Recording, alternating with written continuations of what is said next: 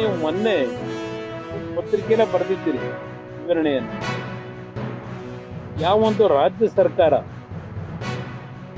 ಕೇಂದ್ರ ಸರ್ಕಾರದ ಯೋಜನೆಗಳು, ಪ್ರಮುಖವಾಗಿ ರಾಜ್ಯದಲ್ಲಿ ಹಲವಾರು ಭಾಗದಲ್ಲಿ ರಾಷ್ಟ್ರೀಯ ಹೆದ್ದಾರಿಗಳ ಯೋಜನೆಗಳಿಗೆ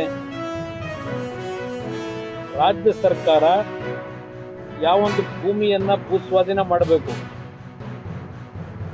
ಭೂಸ್ವಾಧೀನವನ್ನ ಮಾಡದೆ ಕೇಂದ್ರ ಸರ್ಕಾರ ಹಣ ಕೊಟ್ಟಿದ್ರು ಆ ಯೋಜನೆಗಳನ್ನ ಅನುಷ್ಠಾನಕ್ಕೆ ತರತಕ್ಕಂಥ ನಿಟ್ಟಿನಲ್ಲಿ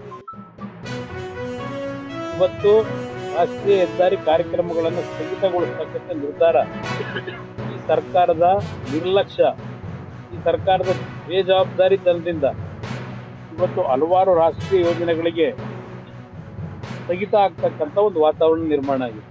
ನಮ್ಮ ರಾಷ್ಟ್ರೀಯ ಅಧ್ಯಕ್ಷರ ಮಾರ್ಗದರ್ಶನದಲ್ಲಿ ಈಗಾಗಲೇ ಜಾತ್ಯತೀತ ಜನತಾದಳದ 25 ವರ್ಷಗಳ ಪಕ್ಷದ ಸಂಘಟನೆಯಲ್ಲಿ ರಾಜ್ಯದಲ್ಲಿ ಒಂದು ಪ್ರಾದೇಶಿಕ ಹಿನ್ನೆಲೆಯನ್ನು ಹೊಂದಿರತಕ್ಕಂಥ ಈ ಒಂದು ಪಕ್ಷ ಬೆಳ್ಳಿ ಹಬ್ಬವನ್ನು ಆಚರಣೆ ಮಾಡ್ತಾ ಇದೆ.